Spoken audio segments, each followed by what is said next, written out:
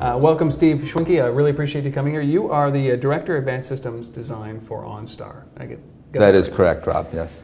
I'm so intrigued by OnStar. I love what OnStar does because I have a big philosophy about the human dashboard. There's one at home, there's one in your entertainment system, one on your fridge eventually, and one in your car.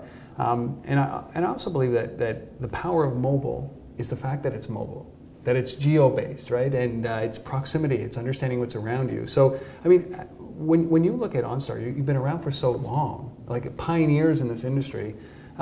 Did you have that vision that ultimately the entire nation would be carrying these devices and it would be so important? Or is this just a... I would like to think that we did, but absolutely not. I mean, when we started OnStar over 15 years ago, we were combining cellular, GPS, and the thought that customers wanted to feel safe and secure. And so that's how we came up with the OnStar app, one of the original apps. You hit that blue button and you're connected for routing to where you want to go. You hit that emergency button or your airbag deploys, emergency help. And so it's just kind of evolved from there. Well, it's pretty amazing because you are in the dash ultimately now. You're baked into the cars, right? So it really gives you that kind of aha moment when the mobile industry starts to percolate, especially in North America, and you look at your dash and you look at a phone and you look at your dash and you think, okay, there's got to be something that we can do here around together. And so when did you guys was it an epiphany or was it just a gradual? Well, I think we played around with it a little bit, but what really spearheaded our efforts was the electrification of the vehicle with the volts, right? We were moving from 100 years of an internal combustion engine and going into an all-new drivetrain, an electric drivetrain for the Volt vehicle. And even though the Volt does have a gasoline engine, it's more of a gasoline generator that powers the electric drive. So with that came a lot of learnings for our customers. How do you operate a vehicle like this? How do you interact with it? So we created a mobile app to help them do that work. And so, we provide charge notification information. So when your charge is complete, we're going to notify you. We tell you how much range you're going to get on your battery before you have to switch over to gas. Because a lot of our customers want to be all green. And so they're going to try to drive as much as they can just on the electric charge. But if they have to switch gas, they can. But all that stuff, it just was like falling off a log for us to actually integrate that information into a mobile app to help their customers understand that vehicle more. And the customers that are using it today are very passionate about it, and then from there, it just grew. It just took off. We said, why don't we do it for all GM vehicles? Let's put it on the 2011 fleet of vehicles. So we did that. And then we had a mini revolt from our 2010 customers that wanted this mobile app, this remote link mobile app, and so we extended it to them. And it's just really has grown from there, and it's been a really exciting time for us. It's interesting when you take a technology like that and you push it out to a consumer, right? And then what ends up happening is a number of years later, it starts to be pulled by the consumer. The consumer's demanding, like the guys who own the 2010 vehicles. Right. So now, in retrospect, how important is mobile to you guys? It's very important. I mean, we're going beyond the remote link app that connects you to your vehicle when you're not with your vehicle, and we're bringing app content into the vehicle with our next generation infotainment systems. And so this idea of your mobile device using it safely while in the vehicle beyond going just the Bluetooth is what's coming next. The Bluetooth hands-free, which we've had for years within General Motors. We're going beyond that because people still want to do some app work while driving. But we want to make sure if they're going to do it, they're going to do it safe and secure. And that's what we're really pioneering right now. And that's got to be the driver, right? Terrible pun, I'm sorry, but that's got to be the reason why you do it. Is that it's always safety first, and then once it reaches a bar of safety, then you can deploy. Is that how you guys do it? Right. Well, we have professionals within General Motors that really help us with distracted driving laws and really understand that space. And so we want to be out there with the latest technology. But I drive on the same roads that everyone else does, and my kids are in the cars or driving now in cars. I want them to be protected not only from if they're going to use a phone, I want it to be safe. Yeah. But I also want them to be safe from other drivers on the road. So I think it's kind of our duty to make sure that we enable mobile devices in a moving vehicle in a safe and secure fashion. And it must come to the point where what you're looking at is now a set of expectations from your consumers, the people who buy the car, that they're looking now, they're making a decision on buying a car based on some of the technology that's in it. It's not just, it's safety, and everybody said, yeah, okay, we understand, cars have become safer, but tell me about the tech. do you get a lot of that? Oh, it's enormous. And and before it used to be all about, well, the high-end Cadillacs, right? The Cadillacs have to have it. The Cadillacs still have it. Yeah. They still have the high-end tech. But even at more your entry-level vehicles, we're seeing consumers that want to have this technology in the vehicle. And we not only see it here in the US, we see it globally in emerging markets like in Latin America. We see that the apps I like to say apps make people crazy, but this technology, people want it. And they want to be connected to their car. They want to use the app technology while they're driving. So we're working very hard to actually put that across the spectrum of vehicles that General Motors produces. So now, do you look at turning this into revenue? Do you look at trying to figure out how, like everybody looks at Apple and their App Store model, which is a small percentage of revenue, but it's still a significant amount in the long run. Do you look at that as well as listen, we got to turn this into some kind of way of generating some kind of commerce? Right. Well, I think it's almost like OnStar was when we first started out, right? There was maybe a business plan that was being formulated, but we said we needed to do this because it is about safety and security. And as the business grew, so did the business model. It matured, and it turned into a real source of revenue for General Motors.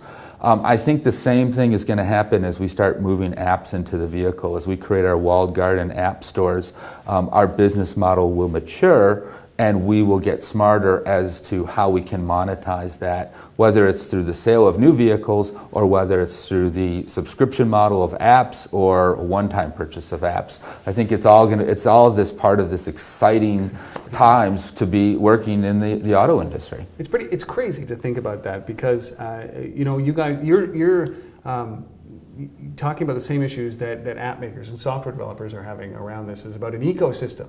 So if we can create a way that is another barrier for a company or for a consumer to not leave our car and not leave the family, right? So that we keep them locked in, and I use that lightly, but we keep them engaged enough that they're gonna be a customer for life. Absolutely, absolutely. I mean, that's the same way with OnStar, right? I mean, there are customers that have had OnStar once. They renew their subscription. They didn't even know about OnStar until they purchased the vehicle, but they got it in their vehicle and they want it, and then they want to give it to their family members. Yeah. And sometimes it's not even, I'm like the worst demographic for OnStar, but I won't have my kids or my wife drive a car without OnStar, right? And it has to have OnStar. And so I think the same thing with the apps. Once they get what we're going to be putting in is an enablement in vehicles, they're going to want it over and over again. They won't want to purchase a vehicle without this technology. So what about customer engagement? So now you have an opportunity. It's not just about putting them in the car and driving the car and the brand on the car as it's going.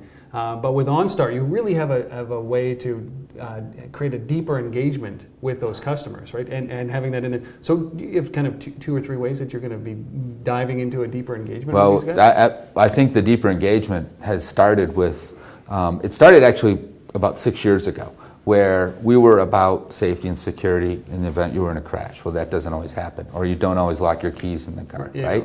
So sometimes, right? I mean, we do it 3,000 times every day, right? But we don't have customers that are very forgetful. It's like once every 6 years you do it. But once you do it, you're happy that we have OnStar. Anyways, commercial. I'm not trying to be, but that happens. But then we created more daily relevance. Actually went to monthly relevance. We actually did an OVD email, which actually is OnStar Vehicle Diagnostics. Your vehicle emails you once a month, and it tells you how it's doing in terms of maintenance. What's the tire pressure in the tires? Are there any diagnostic codes? Are there any software updates that the vehicle needs in an easy-to-read email? When we actually launched the mobile app, now we have more daily relevance, daily engagement that you can do. You can actually use the mobile app to send directions to your car. So you can pre-plan your route, say a destination into your phone, it comes up, send a vehicle. When I start my car, I already have the route planned, loaded, ready to go. No more fumbling with the Kennedy embedded system that's there. I'm off to where I need to route to. What about challenges in that, in deeper customer engagement? I mean, there's got to be something that is there a barrier or is there a capacity issue? I mean, what are some of those challenges? The challenges, I think the challenges we face are like any other industry, is getting it right for everybody, making sure that it works every time for our customers. I mean, working with multiple operating systems that are out there, multiple Bluetooth systems in the car. I mean, all those are challenges to make sure, because customers expect, they actually have a different standard, I think, for the vehicle than they do with even a smartphone. Yeah. That there is a level of tolerance with your home failure. computer. Yeah. There's a level of tolerance. There is zero level of tolerance for Bluetooth not working in the car. I mean, they've come to expect their car to start every time they get in the car, Yeah. right? The same thing. They want everything to work perfect. And so we really have to spend a lot of time to make sure we validate all the different combinations and permutations of what could go wrong before we put a product out there, because that's what customers expect when they get inside their vehicle. What about the human capacity? I mean, if you give them too many choices, they don't make any at all. Are you worried about overloading their senses, or overloading their choice? Well, I think there's a fine balance between the two, right? I mean, customers expect things to just work, right? Yeah. You know, they want to open up the app and it needs to just work. Mm-hmm. And so, you know, as we actually launched our navigation product on the app, a lot of people were very nervous with me. My call center was like, how many questions are we going to get from customers that don't understand to use it? And when we showed it to them, and their fears went down a little bit, and then we launched it, and we had thousands and thousands of people using it right minute it launched. Yeah. And no one was calling our call center asking for help, because it just worked. So if you take the time to kind of make sure what the product that you're building, it has to have flash, right? You still have to have this kind of excitement around it, but it also has to be simple enough that it just works. Then you get a winning combination. So is it conceivable at some point that mobile actually become a top influencer on a decision-making process to buy a car, to buy a GM car? It's a great question, and it depends on who you're asking. If you're asking Bob Lutz, yeah, who's reinvigorated GM styling, and it's all about the car and the performance of the vehicle, I think he would kind of laugh at that answer, or at that question, and say, it's the car, it's the car. And so I think it really depends on the consumer, right? I mean, Americans have had a love affair with vehicles, especially with American vehicles. I mean, you're seeing ads today about Chevy and how Chevy runs deep, and it kind of stirs emotions with people. So I think it's going to be hard to displace some of the brand alliance that's out there among GM, or vehicle owners, in actually switching over.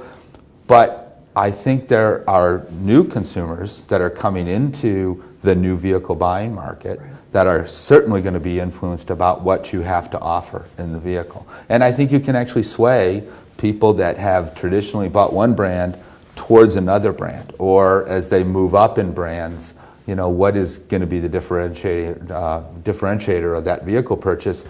Certainly the next generation infotainment systems that are coming are going to play a key role in that space. And I like to think OnStar has played a key role in that space as well, is that we offer protection, after a crash that is hard to duplicate. Sure, 100%. And it's interesting because that next generation could be, what they're looking for is, it might be a little bit skewed towards the technology. Right. It might be just, it's safe, it looks okay, but okay, listen, what else does it have?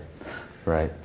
Well, listen, I really appreciate this. Steve, thank you so much for doing this. Your time has been invaluable. Well, thank you, Robert. Appreciate it, and certainly enjoyed it. Thank you. Pleasure.